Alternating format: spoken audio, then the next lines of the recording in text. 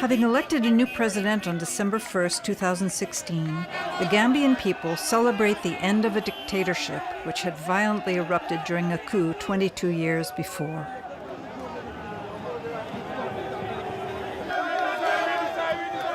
How do you get used to extrajudicial executions, to daily life full of terror and denunciation, while the prisons are filling up with prisoners of conscience?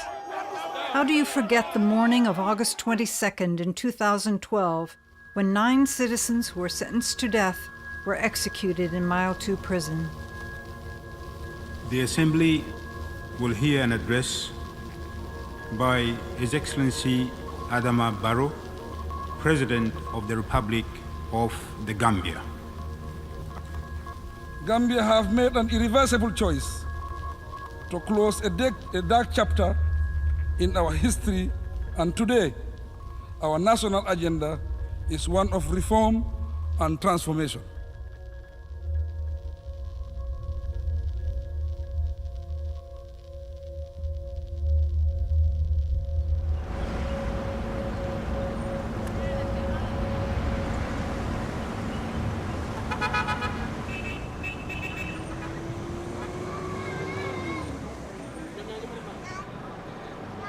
Like other activists of her generation who allow themselves to imagine an optimistic future, Khadija too, a young student, joins the human rights movement and the struggle for abolition of the death penalty.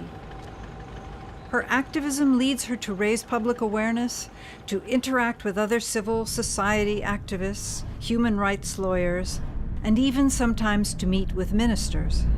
My name is Khadija Tujalo. I am an LLB graduate from the university, and I recently finished my bar program at the Gambia Law School, awaiting results hopefully in a few months. I am an activist, human rights activist in the Gambia. I work with organizations that are responsible for the promotions and fightings of human rights in the Gambia. And I am on my way as we speak to the seminar on the death penalty to be held at Brikama Campus, University of the Gambia, to look at the death penalty situation in the Gambia.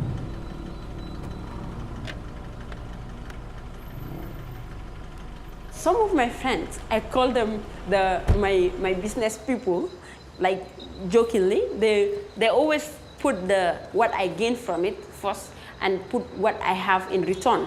You're doing something and you're not paid. At the end of the day, I see it's not because of what I gain now, but it could be when everything is realized. At least I'll be proud of myself that I've contributed my quota in the national development of my beloved country. Do you think the Gambia should abolish the death penalty? Or do you think it is the best way to deter crime in the Gambia? I think that death penalty should be for some certain crimes and not for all. Like which crime? Like if you kill somebody deliberately, first-degree murder, I think they should kill you. So that it will set an example for others. Okay. That they shouldn't be doing it because it's not the right action. Okay. When somebody kills, you can you can convict the person for life imprisonment. That person cannot come again in society. But killing that individual before his own time of death, I think is unreasonable. Yeah. When there is any president who is a dictator, he might use the law to his or her advantage. Because if the dictator has the laws in the constitution, which is the supreme law of the land, that gives him the mandate to kill, then the dictator might use the law as an engine of fraud, and he will still have the backing of the law. So we are saying, it is my humble opinion, that the death penalty should be abolished. For example, if we say, if you commit a crime, you go for 200 years. Even if you die, you are still a prisoner. In case, in 20, 30 years' time, new evidence emerges to tell us that you really did not commit that crime. At least we can rectify that wrong, we can release you.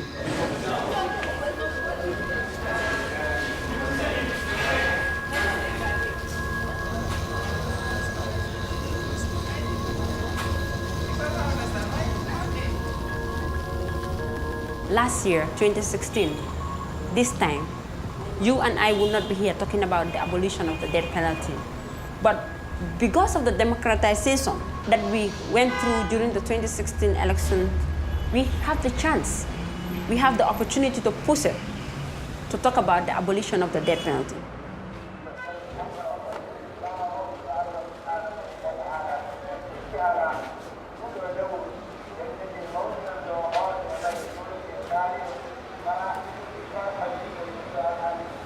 People might be averse the abolition of the death penalty because, like the seminar we had, others would believe that when there is the death penalty, people will be deterred from doing some heinous crimes. Some citizens will have objection to the abolition of the death penalty. There is no empirical evidence to suggest that the deterrence argument works anywhere in the world.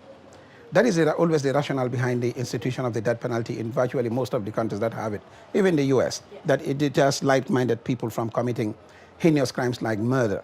But it's not. It has never worked anywhere. It still happens.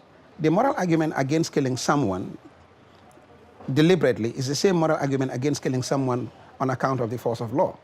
So there is no difference between the two. Don't you think that there should be a particular protocol or a particular instrument within the African domain that is under the African Union with respect to the abolition of the death penalty? What's your take on that? Africa is a bit behind when it comes to the imposition of the death penalty, but admittedly still, some African countries have abolished it. What AU needs to do is come up with comprehensive legislation, that is continental legislation at the African AU level on protocols and conventions for the total abolition of the death penalty in the continent. As far as I'm concerned, I think what African countries needs to do is to do a little bit of soul searching jurisprudentially here with respect to the very respective judiciaries and see whether in these present times the death penalty has served any purpose in our society. And if the answer to that is in the negative, then we need to abolish the death penalty because it becomes obsolete and it's not desirable. African countries need to do that. But we need to go back to the people and talk to them and join upon them the need to abolish the death penalty entirely in our statute books because it's not desirable. So that is one way we have to take it. It has to be part of the legal reforms that we have started.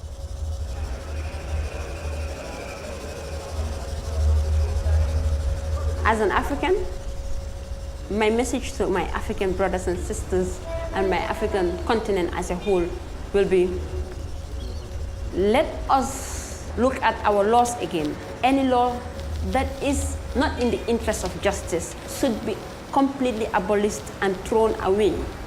Let Africa look at other countries, examples of other countries and how they have developed over the years.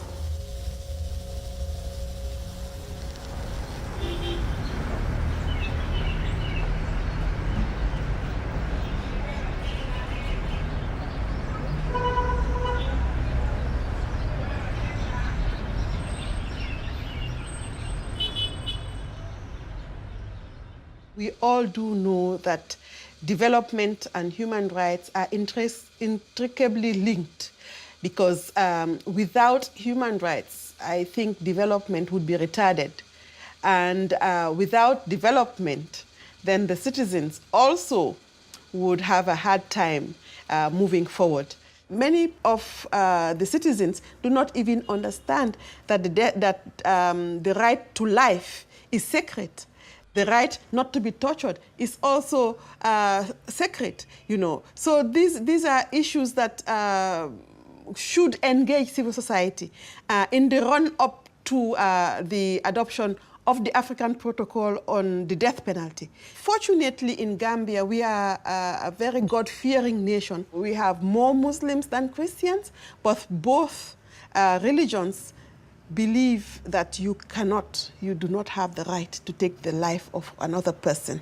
So I believe then if we continue the advocacy, if we continue engaging and sensitizing people in this particular area, I think it would be positive.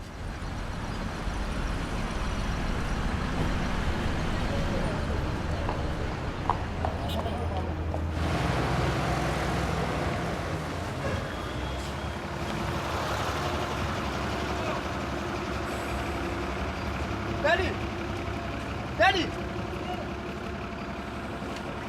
Hello. Good afternoon, ma'am. Fine, thank you, ma'am. My name is Khadija Tijala. Hello, it's a pleasure. My name is Hannah Foster. I think I met you in 2012. That was when during the African Commission for Human and People's Rights in Sheraton. I was part of the bailiff for the contestants of the African Mood. Oh, you were there? Yes, I was in my second year at the university. All right. Yes.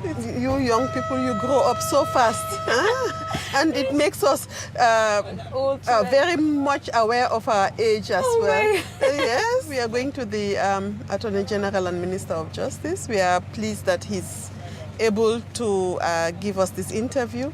But let's go before we lose the chance, because it's almost 2.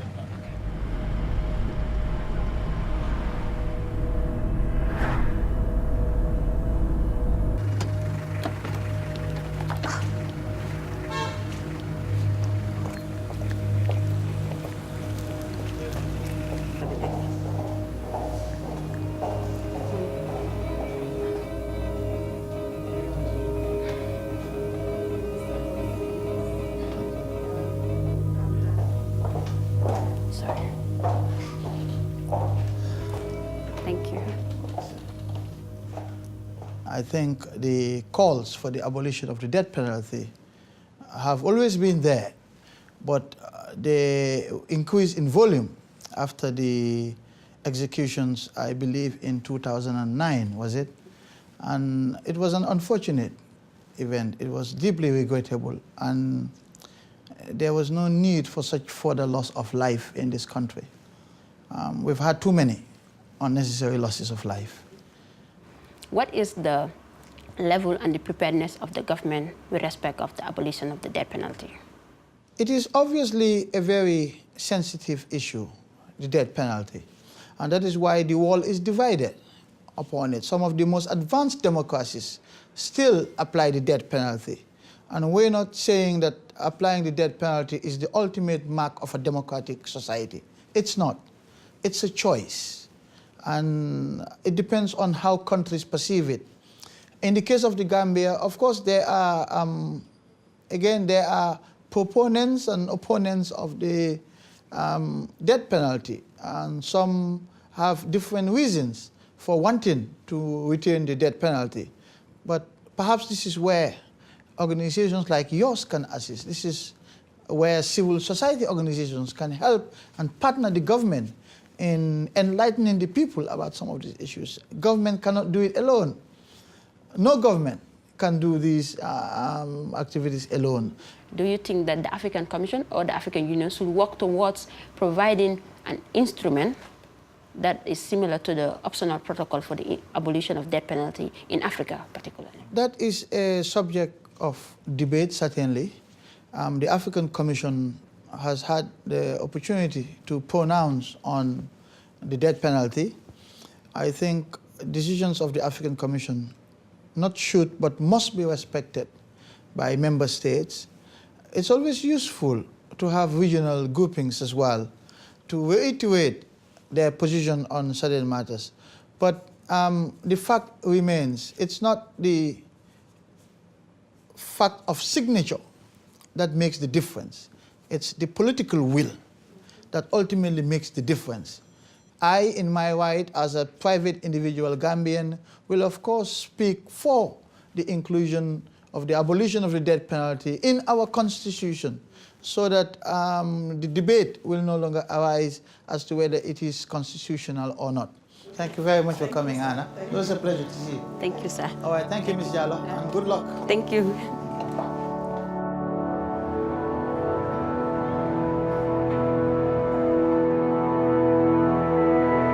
I believe with the saying that Rome was not built in a day. If Rome was not built in a day, the building of Rome was planned, and the people of Rome worked very hard to make it happen. So if we Africans work together, generations after us will be so proud.